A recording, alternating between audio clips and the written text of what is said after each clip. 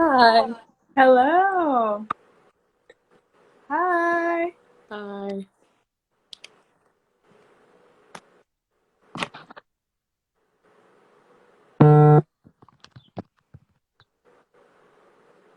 One more.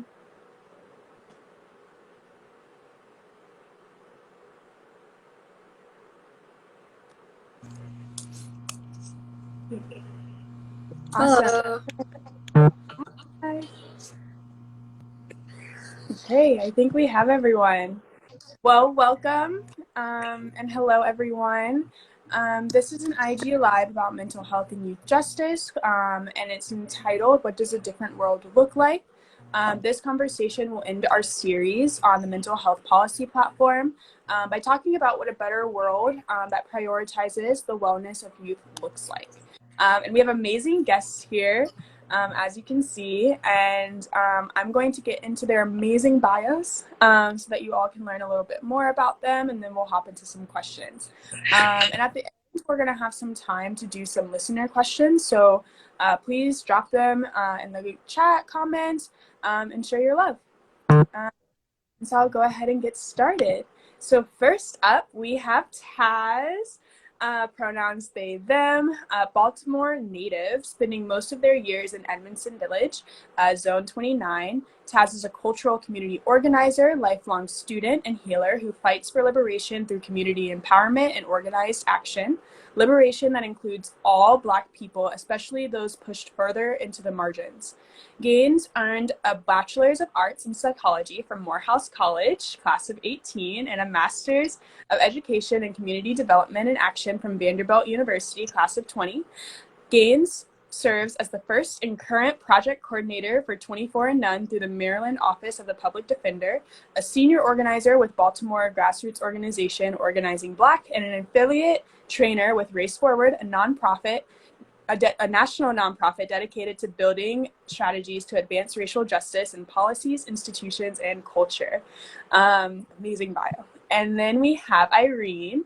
Irene Kim is a founder of Justice Education Project, the first national youth-led and youth-focused criminal justice reform organization. JEP has donated 10,000 products to incarcerated people and published First Steps into Criminal Justice Activism, a book educating youth on the issue. The book has been recognized by Teen Vogue. Irene also serves on Cornell's Why Reconnect Advisory Council, advising NY correctional officers on ways to implement transformative justice in juvenile facilities. And then we have Neha, outreach director of the Justice Education Project. They oversee events, applications, ambassadors, partnerships, and much more. They contributed to the first published book called First Steps into Criminal Justice Activism for Youth, and loves to compete in public forum, in speech and debate, and spends her free time playing soccer. She is very passionate about helping her local community and is an active member of Key Club. So amazing round of applause to everyone, and amazing bios. We're very lucky to have them here today, and I'll give it over to Irene. Would you like to share a little more about your work before we get started? Sure. So I think one of the main, or the first line of my bio is about Justice Education Project, how I'm the founder and executive director of JEP. JEP is an organization that I've really been working on for the past 3 years, and our mission has been to educate, empower, and encourage youth to take actionable steps to advocate against the injustices in the criminal justice system. And that's led to our different accomplishments, such as donating menstrual products, also donating books, which is comprised of 10,000 donations that we've made to different facilities across the nation. As well as working with Cornell, I've worked on hosting workshops and proposals with them to help bring, the incarcerated youth together with correctional officers and ensure that correctional officers better understand youth and youth voices through transformative justice. So, yeah. Amazing. Neha, would you like to go? Yeah, definitely. So kind of like Irene said, a lot of work also focuses on the Justice Education Project. Mainly as outreach director, I focus on planning events and getting new members. So some of the events that I'm helping plan right now are our monthly webinar series, where we have politicians and grassroots organizers come on and talk about their work and how we can get further involved. I also help supervise all of our national chapters, so all of JEP's chapters across the nation. And for the book, I also helped conduct most of the interviews with some of our exonerees, the professors that we talked to, which gave me a lot better of an insight about how the criminal justice system is so inequitable and kind of where we can best step in to help fix those kinds of issues. And then also, as you mentioned, in my free time, I like to do debate and I volunteer at some local organizations. Mm-hmm. It's super to be here with y'all. I'm really excited to learn more about the work that y'all are doing. To talk a little bit about 24 and None. We are a new project. We will be 2 years old in August. We are working out of the Public Defender's Office here in Maryland, really for all young folks who have been and are currently involved with the juvenile legal system, whether that be through the formal juvenile legal system, the adult legal system, or the larger prison industrial complex that young folks have to deal with in all forms in different modes of our lives. I want to give a shout out to Jamisha Caldwell, who is our wellness coordinator and who was on the Instagram live in the comments, who has really been supporting me and the project and our young folks. We go through a curriculum, we talk about what our identity is, really giving folks access to language and the time to figure out who we are, who we want to be, and who we want to be in community.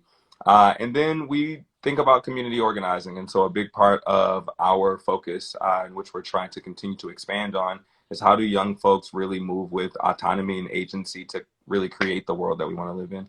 And so that's pretty much the work that we do with 24 and None. And yeah, so I'm just humbled to be a person in this growth of this wonderful vision.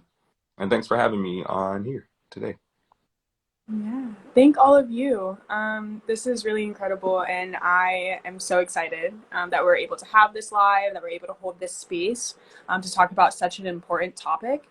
And we know that the connection between mental health and youth justice is important, and our series highlighted that throughout the month of May, the detrimental effects of the youth legal system, and recommended a series of alternatives. And what current networks of support or alternatives currently exist in your community, if any? And also feel free to dream up some if there aren't any existing. And how have they worked? And we can give it over to Tess. Yeah. So for folks who are joining in, for some more context, I am from Baltimore and currently living in Baltimore. And it is place one that this project is for young folks across Maryland. And so what we're one trying to recognize and figure out as a new organization is really trying to tap into those networks and systems that exist outside of the city of Baltimore. Because of because of its history, because of its current, there are a lot of efforts that are here, and we recognize that sometimes our young folks actually aren't imprisoned here, right? They're sent to other parts of the state, and so what we are really trying to figure out is where those systems are, what they are. I think there are tons of organizations though that are on the ground that are really trying to just build relationship with young folks, which is the start, right? How is it that we actually care about one another? And so I'm wearing a shirt today from the initiative. This is a group of young folks who particularly have been working with young Black boys in Baltimore City, but they really talk about mentorship as one thing, and then they talk about civic leadership and really what it means to be a community leader. There's also another organization called Baltimore Youth Arts, and you know what the arts means in so many ways. One, it allows us to be able to express ourselves in any way. And there's a sense of autonomy and agency that comes with that. And folks are able to get skills in that way, again, build more community with other young folks, and particularly with other young folks who have been a part of the juvenile legal system, right, who understand the trauma and the impacts that come with being in the juvenile legal system. And so I think here our alternatives really are stemming around building relationships that center really the dignity of our young folks.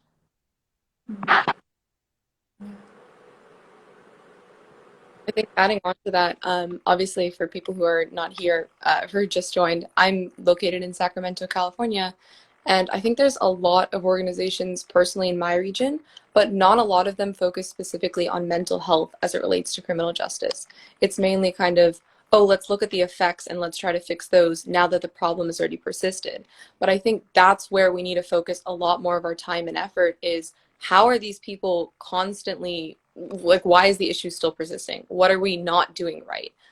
One of the organizations that I personally think is really good at least looking back at these root causes is Decarcerate Sacramento. They're a national organization as well, but their local chapter is really good at looking at pretrial justice. They work specifically on like COVID justices now, like how is COVID impacted, how's the pandemic impacted prisons and the incarceral system as a whole? Has access decreased to basic services for those who are incarcerated? Things like that. Obviously, that's something that we worked on distributing menstrual hygiene products for those that are incarcerated. As anyone who menstruates, that was nationally. But I think at the local level, working more for organizations that are working on that is really beneficial. As far as statewide goes, I know that Governor Newsom recently passed a bill, I believe it was beginning of the pandemic, that wanted to end youth prisons by, I think, end of mid 2023, June 2023, I think it is. And that obviously hasn't finished taking into effect yet. But once it does, I think that'll again look at the institutional level and say, okay, now that the system is gone, how can we make sure that these people are getting adequate access to mental health services? How can we make sure that they won't get incarcerated later on in life? Instead of just saying, oh, we've solved the issue, now we're done, when in reality, the issue doesn't stop there. Yeah, I definitely agree with Neha. I think that those organizations are very much necessary. I also think that especially in schools is another place where there should be more support networks and support systems available. When it comes to things such as the school to prison pipeline, we know how important schools are in funneling youth into these different incarceration facilities, and so I think it's important to have those mental health services available and accessible at schools for youth. I'm personally based in New Jersey, and I do think New Jersey is faring relatively better than other states when it comes to alternatives to incarceration. So they were the first state to implement the juveniles JDAI, Juveniles Detention Alternatives initiative. So they do definitely focus on different alternatives to incarceration, such as community service and whatnot. But I do think still that it's very much necessary to increase these support networks and alternatives. Yeah, yeah, those are really good answers, and it makes me think a little more about how can these organizations, how can these programs get more at the root causes or risk factors for youth involvement in the youth legal system? Like, what would your dream be like in expanding those programs or yeah.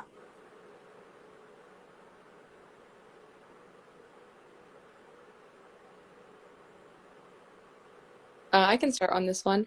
I think I want to expand a lot on what Irene was saying because I feel like at the school level, since that is a huge place where youth obviously congregate, kind of focusing on creating systems there, especially since that is so early on in people's lives, maybe targeting mental health issues and concerns there, like those root causes. A lot of people get addicted to drugs, substance abuse disorders, um, pattern acting out behaviors. Those all happen in really early on in life. You can start to see those patterns in school.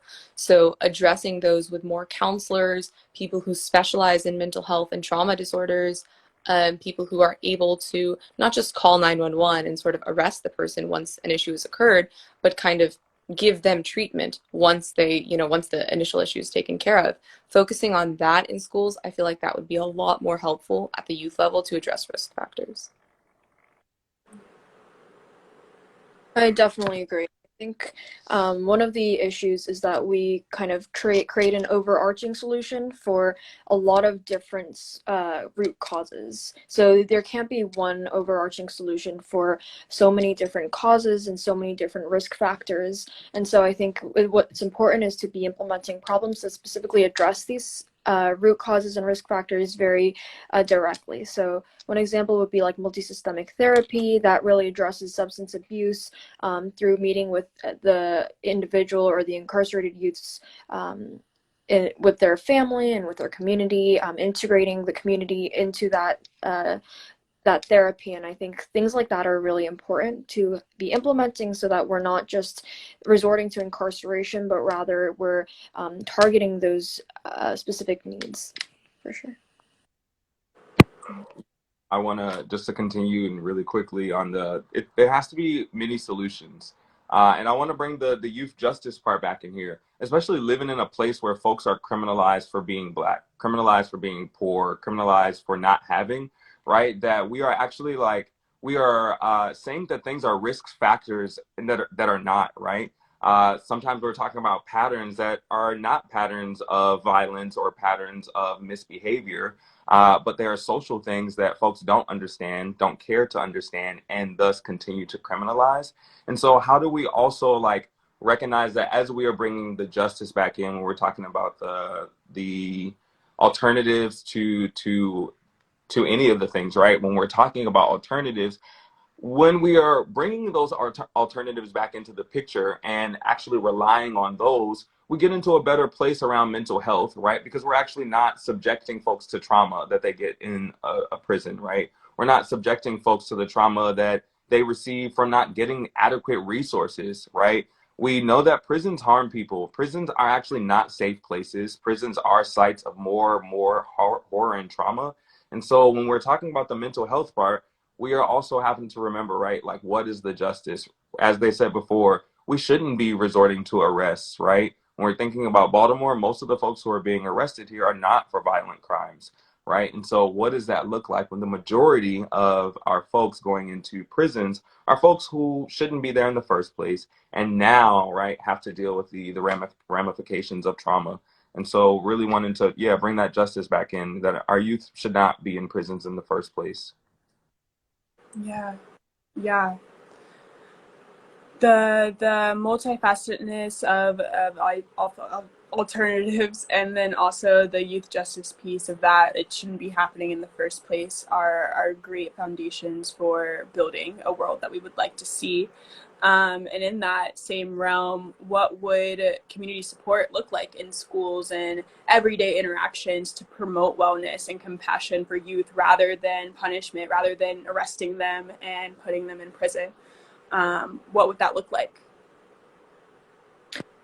I can definitely start on this question. I think rather than zero tolerance policies, we should definitely start to implement methods and ways that would focus on reconciliation. And this is something I've really been working on at my school. So last year, I actually created a class at my school that focused on restorative justice circles, and restorative justice really focuses on repairing the harm between both the offender and the victim. And so what we did was we implemented different scenarios. So for instance, if someone's being bullied at the school and someone is the recipient of the bullying, how would we reconcile that kind of situation? How would we while ensuring that both sides are being heard and being listened to? And so that was a class that I definitely worked on this past year.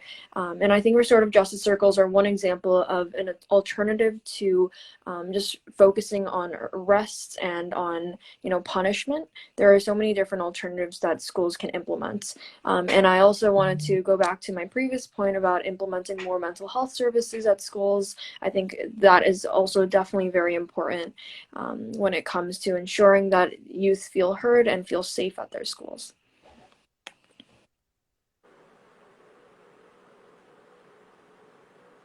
I want to add on to that something as well. I think having discussions, not even just a separate class as well, but maybe in an English class or a history class, integrating it in the curriculum, not even making it seem like a separate concept. That would really normalize those kinds of normal acts. They're not even, I really like what Martaize said earlier, they're not issues in behavior. They're not pattern problems. They're normal social norms that friends do to kind of seem cool or those kinds of things. They're just things that kids do all the time. And instead, they're being arrested for it because it's seen just by a person of color doing it as, oh, this is inherently violent or something like that. And it really creates an issue later on for people thinking, oh, these kinds of things are bad, I can't do this. And if you start suppressing these issues, they're just going to manifest even worse later on in your lives. So I feel like integrating those in classroom discussions, maybe in history or English classes, I feel like those would kind of be similar ones where you could have those discussions. And focusing also on your language. That's another thing I wanted to note. Not criminalizing the behavior of children. You are inherently a child until you're around 18 at the very earliest, and even still, your brain isn't fully developed. And at that point, you're holding policing standards to literal children. And if you're teaching these kids from such an early age that, oh, this is a wrong action, don't use this kind of vocabulary, or you're using that kind of harmful vocabulary towards a child, they're going to feel the repercussions of that as they're older, and they're inherently going to feel like a criminal. So really focusing on your language and normalizing those issues. And they're not issues. Yeah, I don't even know what to add on there. Like, one is the normalization, right? Like, we actually need to talk about our wellness, our mental wellness. We're living in an increasingly chaotic world with more and more things happening that continue to take our agency and our autonomy away from us. And when we think about, like, even in this conversation around like the criminalization of behaviors, that we do this to kids that grow up, right, and then go through this like cognitive dissonance. I can't be the person that I want to be, right? Because this is seen as criminal.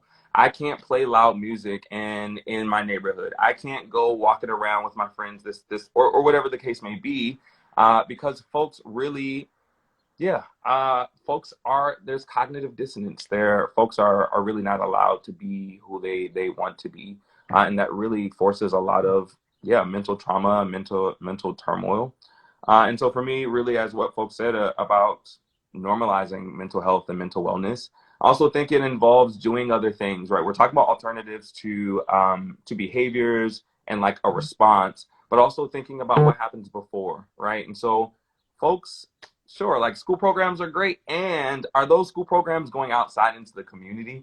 Right? There are some community farms here that allow folks to not just be this insular school place, right? But the school is actually a part of the community. The community is actually full of tons of different things. And how do we get more events? How do we get more places of connection in community? It allows us to drain some of the stress from our brains at times, while also, again, increasing our relationships with each other. Yeah, I love that. And I love how all of you are getting at kind of how do we incorporate this in every single facet, like not just have it as like a side or have it as like a separate program to life, like implementing it into our everyday interactions, into schools, into the community, into everything. And yeah, that's incredible. And what would you all like to see happen in the world of mental health as youth justice advocates?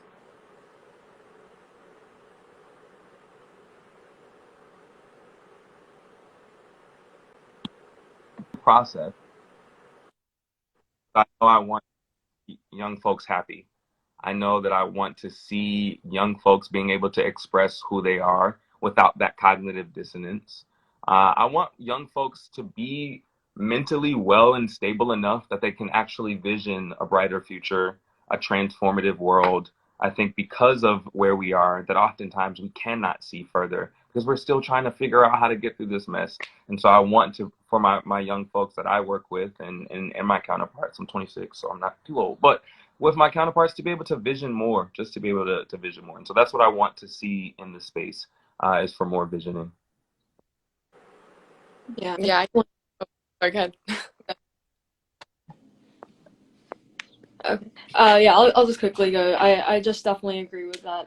I think, you know, the process is obviously going to be super difficult. There's just still so many layers that we need to address, but at the end of the day, just communication, conversation, bringing this out into the open and showing everyone that like mental health isn't a topic to be stigmatized and that it's a topic that needs to be discussed, whether it be those who are incarcerated or even like those who are advocating for you know, these issues as well. I think mental health surrounds all facets. Burnout is something that very much occurs within advocates, but there's also the struggles of mental health within incarcerated youth. And so I think it's so important for more cohesion, more unity, and for like the betterment of all of us, really, that we bring these conversations out into the open. Definitely. I completely agree with Martaize and Irene. I also wanted to add something, I think they both touched on this as well, is communication between generations, because we have so much to learn from the advocates and activists that come before us. I think really taking into account, hey, what's the progress that's been made so far, and how can we improve on that in a way that will actually help people, not just like add another program or add another facet. Really, what's the issue, and what can we do to best address that?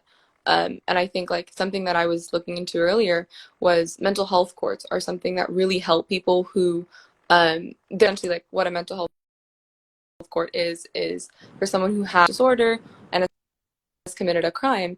Before or after a guilty plea happens, you can essentially ask for your record to be expunged. And that's really useful for when later on in life you're applying for jobs, and if you have a criminal record, it's often hard to get them. So kind of having these sort of programs, I mean, that's just one example, but having like multiple types of these so that people can actively reach careers later on, and they're not just criminalized for this one part of their personality. I mean, it's not even, it shouldn't be looked at as a disadvantage. It should be looked at as something we need to address in order to make sure that they have equal access to the same types of things that everybody else does. Yeah, all of those are exactly right. And I'm so sorry we're running out of time, and I want to keep talking to you all. But as people put any listener questions into the comments, so we can try to get to a couple if we can, what organizations would you all recommend or add to this conversation to address some of the issues and solutions that we talked about today?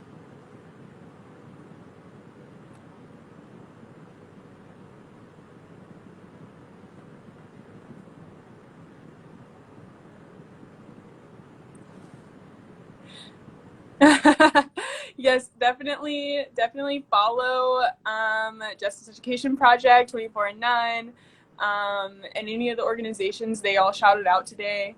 I'll jump in really quick.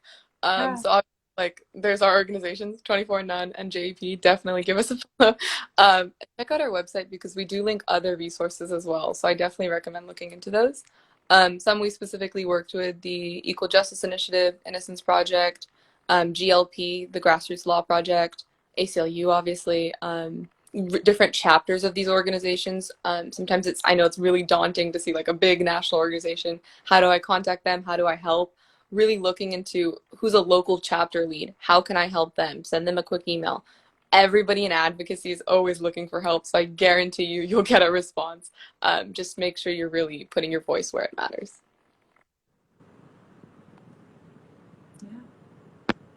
Yeah, I'll add, put it in the comments, but check out the National Juvenile Justice Network website to look at all of the member organizations on there. I find out about so many organizations through that, just looking who is a member.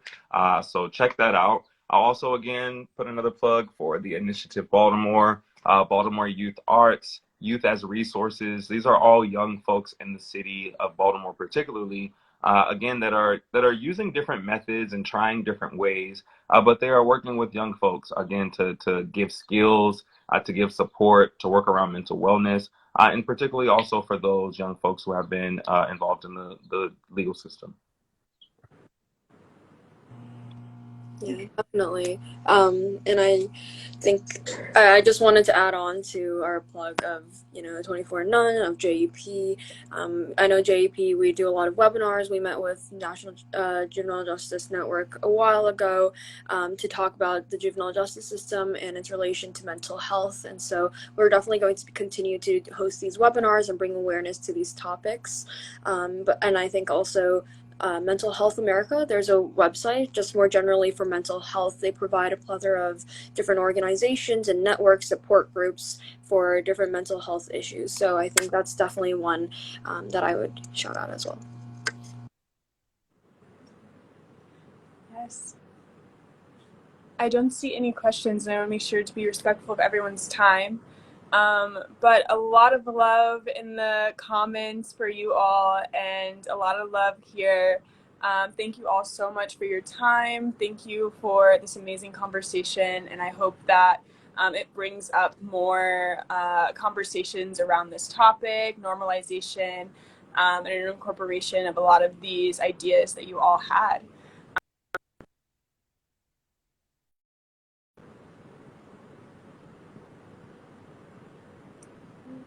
Thanks, y'all. Thank Bye. you. Thank you so much.